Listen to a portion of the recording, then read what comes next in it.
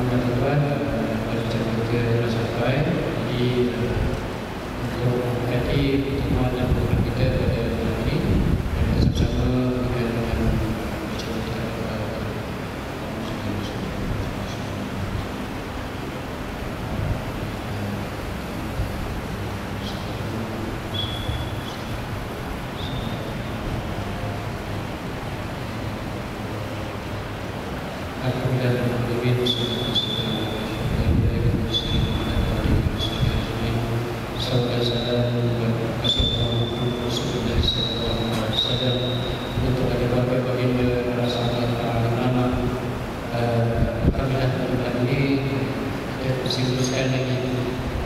episod cinta Rasulullah SAW pada hari ini dengan meneruskan program kita pada hari ini dengan minggu yang ke-4 kemudian cinta Rasulullah SAW.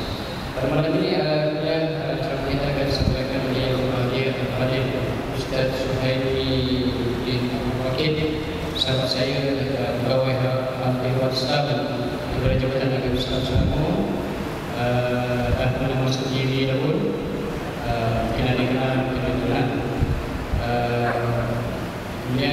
Dia memang berbiasa berusaha dengan hal kehormatan rumah tangga, baru-baru dua dia satu yang pergi kalau ada masalah rumah tangga boleh juga dia.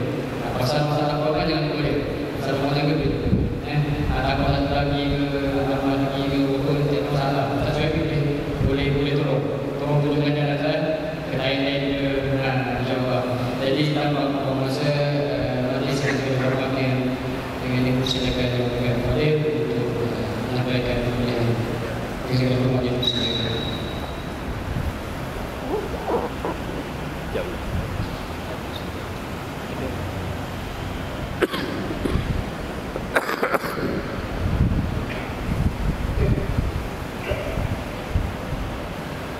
أعوذ بالله من الشيطان الرجيم بسم الله الرحمن الرحيم السلام عليكم ورحمة الله وبركاته.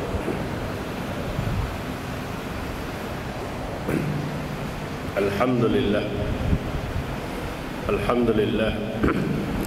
لله رب العالمين والصلاة والسلام على أشرف الأنبياء والمرسلين وعلى آله وأصحابه رسول الله أجمعين.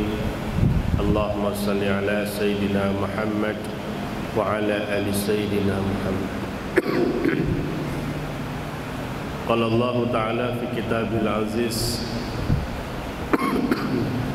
أعوذ بالله من الشيطان الرجيم قل إن كنتم تحبون الله فاتبعوني يحببكم الله ويغفر لكم ذنوبكم والله غفور رحيم. وقال رسول الله صلى الله عليه وسلم في الحديث كن عالما أو متعلما أو مستمعا أو محبا له ولا تكن خامسا فتهلك. Jadilah kamu orang yang berilmu atau orang yang suka menuntut ilmu, atau orang yang suka mendengar majlis ilmu, atau orang yang suka dengan orang yang berilmu. Tetapi janganlah kamu jadi golongan yang kelima, manusia yang tidak suka menjadi orang yang alim, tidak suka belajar, tidak suka mendengar. Bahkan dengan orang yang alim pun dia tidak suka, nescaya kamu akan binasa. Sadaqallahu wa rasul. Terima kasih kepada sahabat saya Al-Fadhil Ustaz Zuraimi bin Pardi, pegawai di Pejabat Agama Islam daerah Kuala Selangor.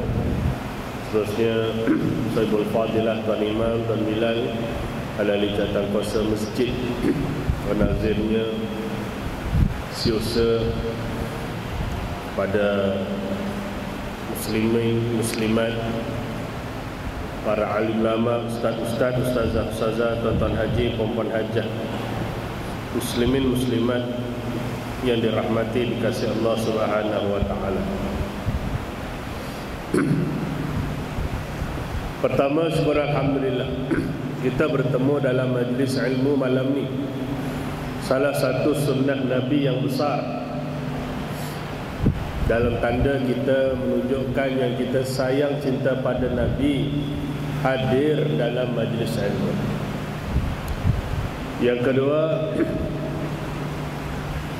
tahniah di atas penganjuran sebulan untuk Maulid Rasul. Setiap minggu ada program-program khasnya. Ketiga, tahniah di atas kehadiran. InsyaAllah ramai malam ni, ramai. Sampai ruang kosong banyak lagi, alhamdulillah. Minta maaf bantu. Masalah target nak 3 jam ni. Ini tanda tak sampai 2 jam, hampir jam. Dan yang keempat, terima kasih atas jemputan oleh Lingkatan Kuasa yang memberi ruang kepada saya untuk, saya kira kalau tak salah, kali kedua saya duduk di hadapan tuan-tuan. Jadi malam ni muslimin muslimat adalah kesinambungan daripada majlis ilmu yang lalu. Cuma kita fokusnya kepada tentang Maulid Rasul. Dan saya diberi peluang untuk bersama muslimin muslimat malam ni menzahirkan sayang cinta kita pada Rasul. Dan mudah-mudahan majlis ilmu malam ni di hujungnya nanti akan menambahkan rasa kasih sayang cinta kita kepada Nabi Muhammad sallallahu alaihi wasallam. Sebab itu saya terus bertanya kepada saudara Zuraimi tadi, berapa jam? Sebab 2-3 tempat yang saya pergi tahun ni untuk Maulid Rasul, saya tanyalah berapa jam. Dia kata lebih kurang lah Ustaz, jam subuh, lebih kurang macam itulah. Maknanya average mula pukul 8, pukul 9 subuh, lebih kurang 9.30 habislah. Biasanya begitu. Tapi biasanya saya terlajak sikit macam di Sabah itu hari terlajak sikit. Ya, lebih kurang tak sampai pukul 10 dah habis lah. Tak sampai, ya. Jadi malam ni mungkin pun saya tak lama lah, ya. Mungkin dalam 11.30 insya-Allah kita habis. Jadi muslimin muslimat yang dirahmati Allah, dalam lebih kurang 1 jam ni, pertama kita harap kita lebih dapat meningkatkan ilmu. Sebab saya tengok bila senarai penceramah yang hadir, masya-Allah, hebat-hebat. Dr. Zulkifli Al-Bakrinya, siapa lagi tadi saya dah lupa dah, saya tengok. Tapi orang yang terkenal. Dan malam ni mungkin tambah sikit ajalah. Cuma bila saya disebut oleh Ustaz Zuraimi tadi, ya, pasal kerja saya sikit, memang macam itulah. Hari-hari. Ya, hari ni pun Kak Pejabat kalau tak dalam batuk-batuk ni pun ada gak yang nak menikah tu Haji. Saya tapi ada benda yang tak cukup, jadi saya tak lepaskan. Ya, ada orang nak kahwin dengan perempuan Afghanistan. Wahyu tu. Tu kalau dindak dengan aku, susah aku tolak. Yang main-main. Ya, jadi itu. Cuma itu yang saya harapkan kita dapat tingkatkan ilmu, terutamanya berkaitan dengan soal Maulid Rasul. Macam mana kita nak menzahirkan, lebih menzahirkan, benar-benar menzahirkan yang kita betul-betul sayang Nabi kita, dan matlamatnya kita menghidupkan sunnah Nabi, terutamanya dalam keluarga. Sebab itu yang sikit ilmu yang saya ada, kemahiran saya ada, saya melihat hari ini muslimin muslimat dalam soal rumah tangga khususnya. Kenapa rumah tangga kita tak bahagia? Kenapa hari-hari kita bergaduh? Kadang-kadang ni baru ni hari ni ke semalam saya lupa, budak saya datang duduk depan saya, Ustaz, ada pasangan nikah bulan 11 tahun lepas. Bulan 11 tahun lepas, bunyinya tahun lepas, tapi bulan 11. Bulan 12 bulan 1, cek rong bulan wis ikut surat arab mohon pegatan. Tengok, baru 2 bulan tuan, saya cakap dia terpulanglah saya nak kata macam mana. Tetapi muslimin muslimat, awal-awal saya cakap, sebab itu kalau saya menikahkan pasangan, di antara isi khutbah, saya baca khutbah tak lama Ustaz. Saya tak baca khutbah tak lama. Saya baca khutbah paling lama 10 minit lah. Itu biasa 10 minit lah, jarang setengah jam lah. Ada juga sampai setengah jam. Itu request khas.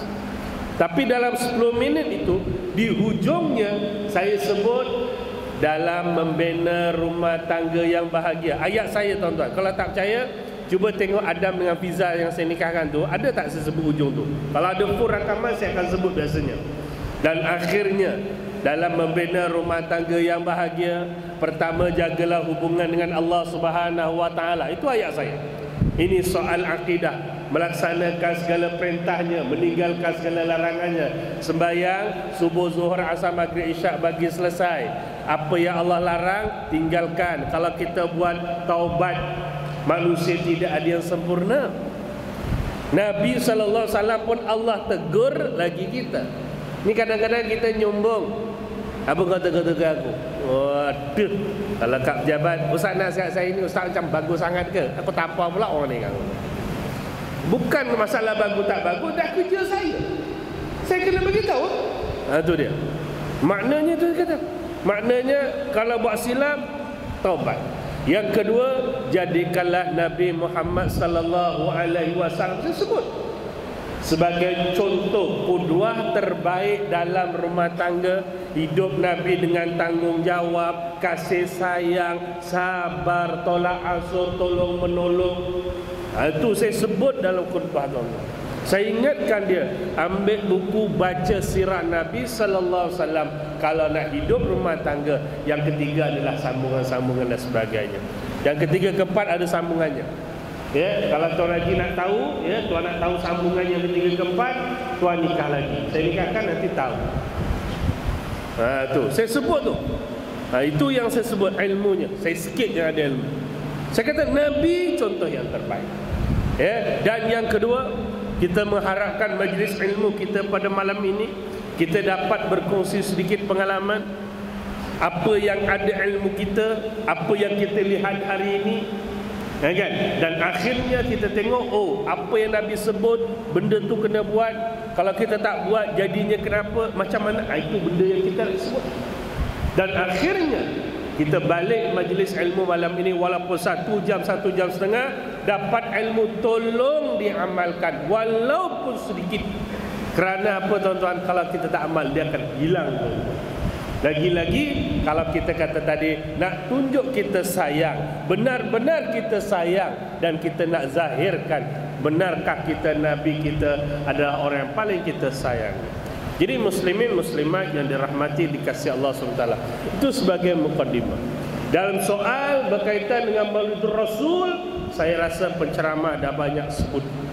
Ya, cuma saya mengharapkan di hadapan saya jangan ada yang masih lagi bercakap. Sampai sekarang duduk bersembang dengan sahabat masih bertanya, apa cerita Syekh Maulidur Rasul kita sambut, tapi ada sahabat-sahabat tak setuju. Kita kata terpulang.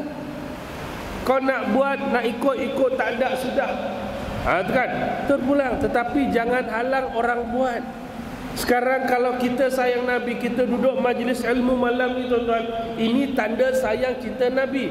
Yang jenis bercakap ni, cakap aja sayang Nabi, cinta Nabi, tapi dia tak buat. Selawat jauh sangat. Macam itu. Selawat pun nak Allahumma salli ala Muhammad salli ala. Macam mamak pun ada. Kalau Jawa dah jauh, Allahumma salli ala Muhammad. Aku pun Jawa juga. Tapi sungguh-sungguh, kadang-kadang yang cakap aja, kita tak buat macam ni, tak payah, tak, ini pun bukan tanda sana. Bagi saya ilmu yang sedikit, nak buat tuan-tuan tak ada masalah. Kalau ada di antara kita lagi yang mengatakan ini perbuatan bid'ah, Nabi sallallahu alaihi wasallam tak buat, ya saya tahu, memang saya tak nafikan. Sahabat tak buat, ya saya tahu, memang kita tak nafikan. Jadi apakah salah kalau kita mengenang kembali tentang Maulidur Rasul, Bukan sekadar fokusnya kita nak sebut Nabi lahir hari Isnin, subuh hari, dekat Mekah, ya, yang bangunannya sekarang jadi maktabah atau Jawa kata library. Nah, dekat sebelah Mekah sana tu, sebelah Masjidil Haram. Kan, subuh hari kita tahu. Bukan sekadar kita nak sambut yang itu, tetapi bukan itu lagi yang lebih penting. Ialah kita nak sebut, kita nak Maulid Rasul, kita nak memperingati satu peristiwa agung yang telah disebut oleh nabi-nabi yang terdahulu, iaitu lahirnya, diutuskan seorang Rasul akhir zaman yang disebut oleh Al-Quran di dalam Al-Ahzab ayat 40. Takkan tuan-tuan tak hafal ayat tu? Mungkin biasa dengar, mungkin biasa tak dengar, mungkin jarang dengar. Tapi kata Allah, ayat tu jelas tuan-tuan. A'udzubillahi minasyaitanirrajim. Ma kana Muhammadun aba ahadin min rijalikum walakin Rasulullah wa khataman nabiyyin wa kana Allahu bikulli syai'in alima. Ini yang paling penting, sadaqallahu alazim. Kata Allah, tuan-tuan, Muhammad itu sekali-kali bukanlah bapa dari seorang lelaki di antara kamu. Nabi Muhammad seorang lelaki, ya. Bila kahwin dapat anak jadi bapa, ya, betul. Tetapi dalam Quran kata, tetapi yang paling penting ialah dia adalah Rasulullah, utusan Allah. Ini saya nak sebut sikit ni pasal Syiah nanti ni. Memang saya akan sebut. Aku dah berbulu dengan Syiah dah sekarang ni. Dia dah mula buat perangai satu. Kita ada kes datang pejabat agama, bapaknya datang pejabat agama, maknya dah stres, bapaknya stres. Ustaz, anak saya kahwin dengan orang Syiah ni macam mana sekarang? Saya kata tak apa, kita tenang, kita sabar. Ustaz, so sabar. Saya dah tak boleh sabar dah ni. Tak boleh sabar, lantak kau buat apa pun apa semua buat dah kau. Masalah ni tuan-tuan. Nanti kita sebut insya-Allah nanti kalau sempat. Tak tahulah, ni mukadimah pun dah 8 suku. Baru nak mula. Tu yang kata tadi 10.30 ni. Yang nak tidur, saya dah pesan dah. Nak tidur, saya tak ada masalah. Tidur majlis ilmu ibadah, sunnah itu. Boleh tidur. Kat sini dengan Tesco, mana bagus tidur? Sini. Tidur, tak apa. Ya, sebab saya tahu ada yang penat dah. Ya, yang dah mula stres pun ada dah ni. Dengan 10.30 dah stres dah. Tu yang kakinya torak tarik. Dah ada yang mula korek-korek kapet. Aku nampak, jangan main-main. Kena kuat semangat. Ini sayang cinta pada Nabi. Ya, Rasulullah. Ya, yang penting dia juga adalah Rasulullah, utusan Allah dan penutup segala nabi-nabi. Ya, kemudian sambut, dan adalah Allah Maha mengetahui akan setiap sesuatu. Sadaqallahu alazim. Saya nak sebut tuan-tuan, ayat ni jelas. Nabi Muhammad SAW diutuskan, salah satunya jadi Rasulullah, utusan Allah. Kemudian sifatnya khataman Nabi. Ini soal akidah. Ini tak ada tolak ansur. Pegang sungguh-sungguh, Allah itu Esa, Muhammad tu Nabi. Pegang betul-betul. Kalau nak masuk syurga, pegang betul-betul. Jangan sampai tercabut yang ini. Saya pesan untuk diri saya dan tuan-tuan, pegang betul-betul. Allah itu Esa, Muhammad tu Nabi. Jangan lari daripada ini tuan-tuan. Ya, sebab kita pun tahu di antara kunci-kunci syurga yang pernah kita dengar, yang Nabi sebut Miftahul Jannah As-Salah, di antaranya. Dan pernah kita dengar satu kisah dialog di antara seorang padri dengan seorang alim, yang akhirnya dia tanya, ma miftahul jannah, apa diakah kunci syurga bagi setiap orang? Ditanyakan padri itu, walaupun betul-betul kisah, wallahualam betul tak betul, tapi kisah itu masyhur. Saya dengar daripada zaman saya remaja sampai saya dewasa kuliah, ada lagi disebutkan. Mudah-mudahan kisah itu benar. Dia kata dialog itu berlaku, lalu dikatakan akhirnya bila padri itu sudah bertanya pada orang alim, semua soalan sudah dijawab. Benar. Cuma akhirnya orang alim ini bertanya pada padri ini, ma miftahul jannah, apa dia kunci syurga? Sebab ujungnya tuan-tuan, ujungnya nak beritahu ni, yang kita sayang cinta Nabi ada ujungnya. Saya nak sebut nanti kejap lagi, tapi ada kaitan dengan syurga ni. Ma miftahul jannah. Jadi padri ini akhirnya diam, tidak bercakap. Orang sudah mendesak. Jadi apakah kunci syurga sebenarnya? Lalu padri ini pun berkata, miftahul jannah syahadatain. iaitu kunci syurga itu ialah 2 kalimah syahadah. Jadi manusia yang mendengar ketika itu tuan-tuan, akhirnya telah memeluk agama Islam. Jadi yakin itu tuan-tuan, jangan pegang yang lain tuan-tuan. Jadi kesimpulannya dalam dua ni bab ni, jangan ikut ajaran sesat. Itu je nak pesan. Tak kira lah yang dulu-dulu cerita pasal Qadiani, tuan-tuan bukan tak tahu Qadiani pun rosak pasal dia kata Mirza Ghulam Ahmad adalah Rasul selepas Nabi Muhammad tolak. Ni grup-grup ni ada lagi dekat kampung Nakhoda Batu Kes. Tu masih wujud tuan-tuan. Orang Islam yang asal Islam tetapi telah disabit sebagai kafir. Bukan saya cakap Majlis Fatwa Negeri Selangor, fatwa kebangsaan, fatwa dunia juga telah mengatakan Mirza Ghulam Qadiani adalah kafir.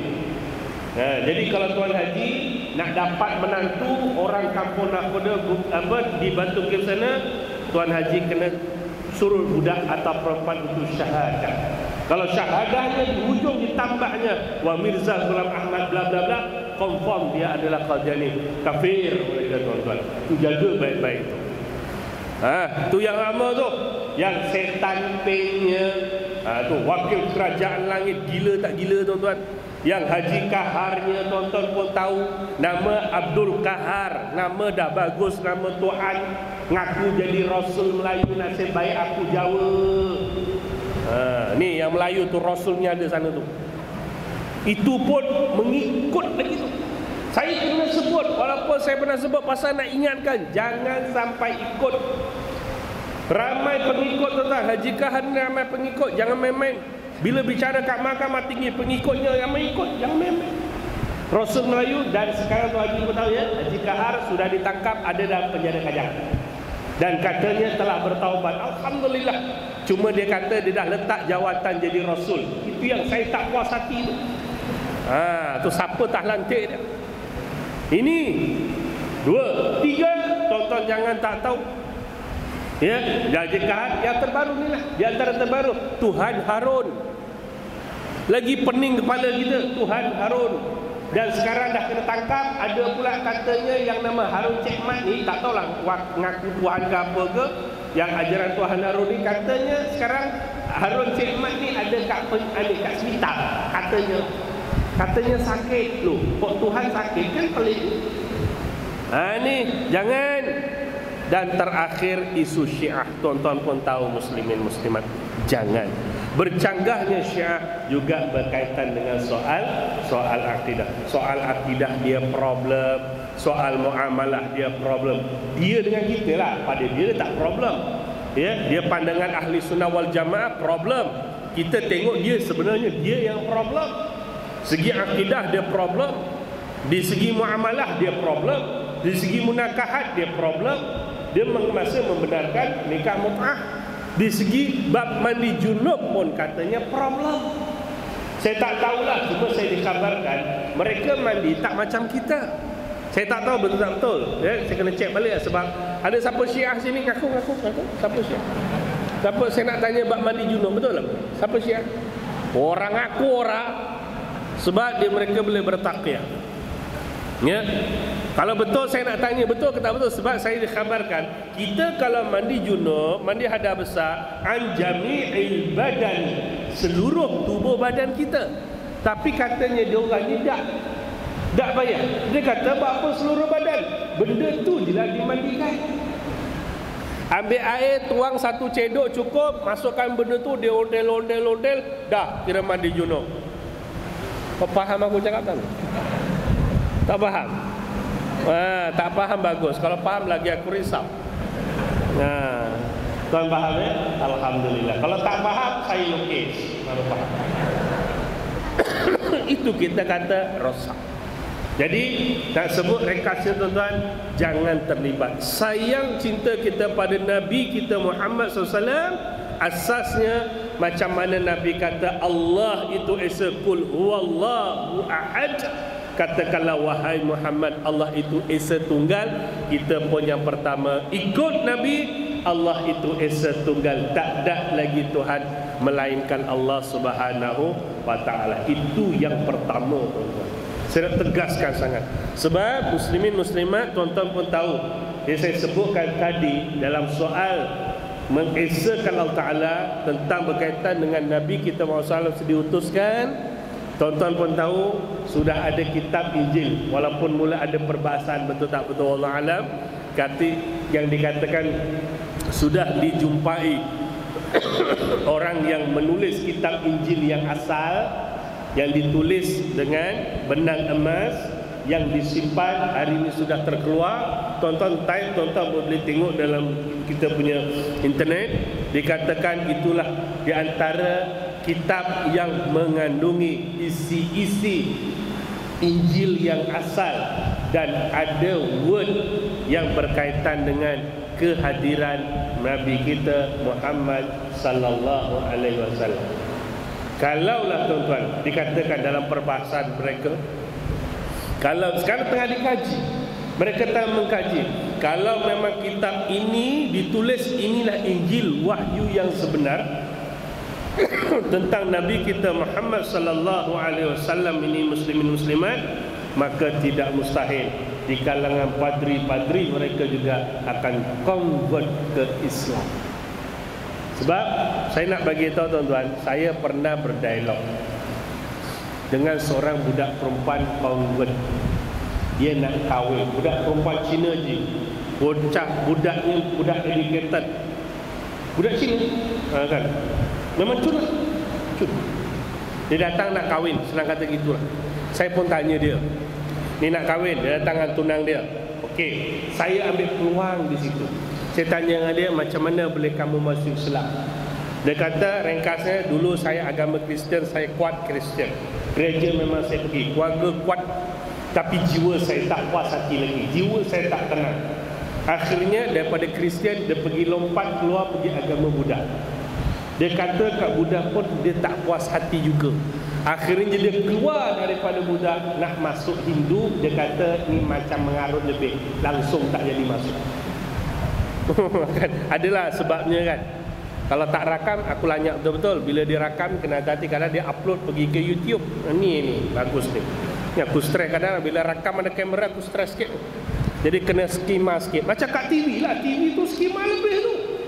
Oh, cakap lebih sikit, cut. Cakap sikit, cut. Lagi-lagi yang TV3 suku tu. Oh, bukan kat Malaysia, Zimbabwe sana, jangan salah faham. Susah.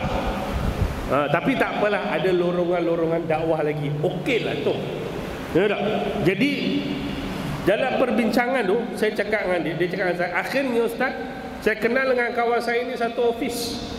Kemudian saya cakap dengan dia dalam telo bahasa dia lah. Dia kata Islam, dia cakap Inggeris ni, dia kata Islam ada kitab nama Al-Quran macam itulah lebih kurang dia sebut telo dia.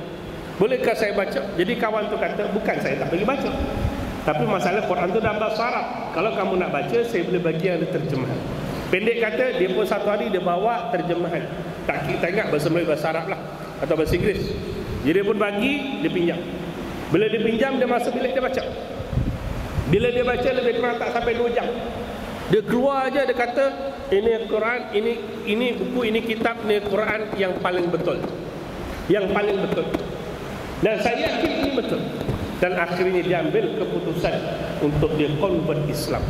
Ini yang Quran kata, innaka la tahdi man ahbabta walakinnallaha yahdi man yasha. Allah bagi hidayah, bagi dia.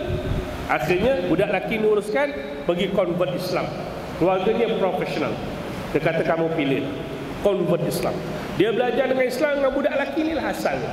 Dia belajar sikit. Akhirnya sangkut dengan budak lelaki tu. Itu yang aku kadang-kadang terfikir, kalau dia belajar dengan aku kan sangkut dengan aku. Aku terfikir macam tu, tak ada harapan masa tu.